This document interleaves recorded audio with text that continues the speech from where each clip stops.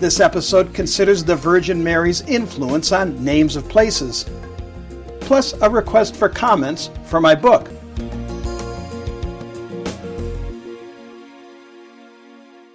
Have you ever considered the names for various places that we talk about all the time without really taking a moment to look at the origins of the names?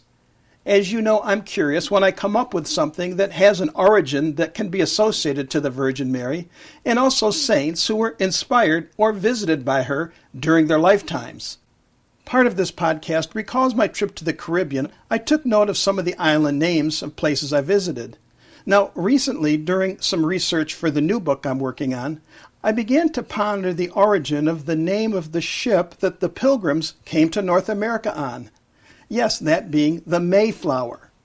Well, I am aware of the possibility that indeed the flower, known as the Mayflower, is associated with, well, the month of May, and I can't help but wonder, since May is known as the month of Mary, perhaps the owners of that ship favored her when they named the ship the Mayflower. What do you think? Oh, one other thing. For those of you currently reading my book, The Very Fine Light, please, when you finish it, do go to the book's Amazon.com page and rate it. I have a link at nicosteves.com that will get you to the page on Amazon. I need several dozen additional ratings in order to raise the visibility of the book on Amazon. Now, more about those island names. I have photographs on my website too. Why not check them out? I spent time in the Caribbean islands and was struck by the beauty of the aquamarine waters, the coral reefs, the deep blue water, the luscious vegetation, and typical island feel. Following this trip, I better understand that the tragedy of slavery should never be forgotten in these islands, and the lingering memory does overshadow some of the beauty. I need to spend more time learning of the past before being able to report on it more better. But here's what did strike me that I can report on, viewed today. The shift from total focus of cash crops from yesteryear is now changed to tourism. The tourism industry of visiting tourists with hot springs, cruise ship destinations, people beachcombing, people scuba diving, the wealthy mooring their yachts, and everything that goes along to support such attractions appears to be a huge part of the contemporary economy of these islands. What also comes to my mind are the naming of the various islands in the Caribbean. Did the ancient mariners use the names of saints to thank these individual saints for helping their safe passage from their home ports as they sailed across the unknown seas? When thinking about being on the ocean with nothing but sea in every direction, to come upon an island, an artifact from volcanic activity from times undefined long ago, must have seemed miraculous to those weary sea dogs traveling during those times.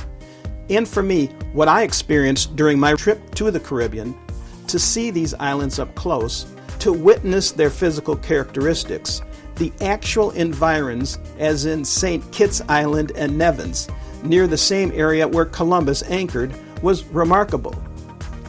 Did these voyages of discovery include high ideals through the naming of the islands of the New World?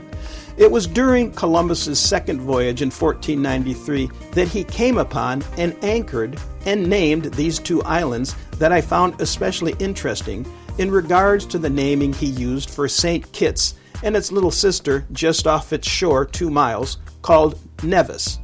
St. Kitts, still known in diplomatic circles by its official name, St. Christopher Island, and the next door Nevis Island, so named because of the white clouds that frequently can be seen above the island's peak. Columbus named the larger island St. Christopher, and it's easy because St. Christopher is the patron saint of travelers. But how is it that it came to be called St. Kitts?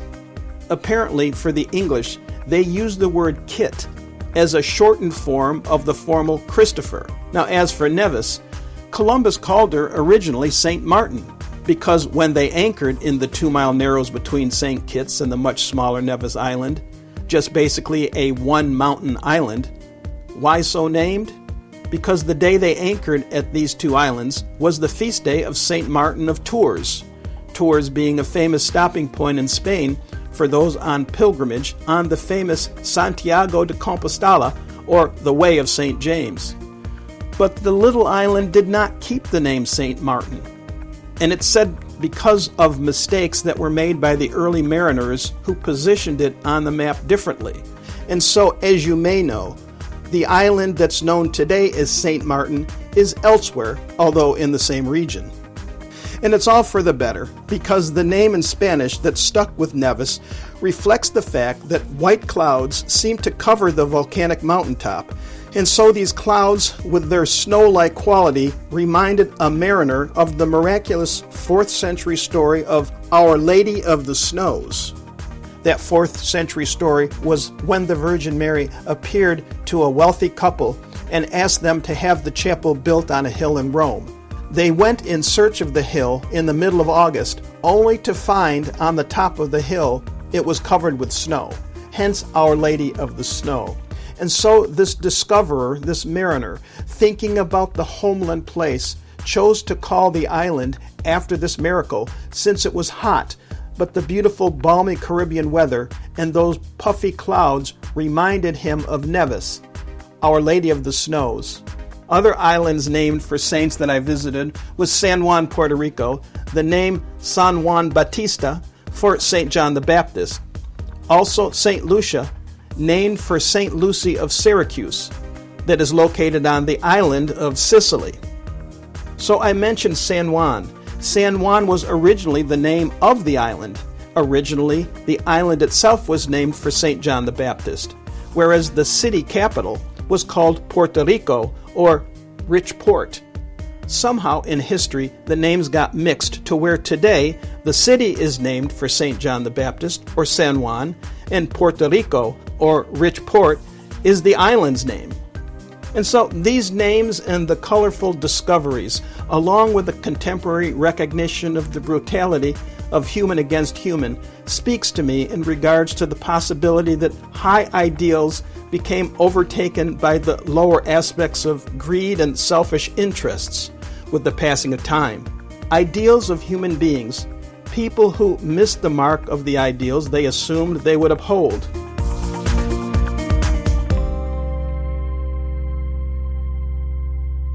This is Nico Steves. I hope you enjoyed this installment. My book, The Very Fine Light, can be found using the title The Very Fine Light on Amazon.com. Please feel free to contact me at nicosteves.com. That's Nikos Steves, Steves.com.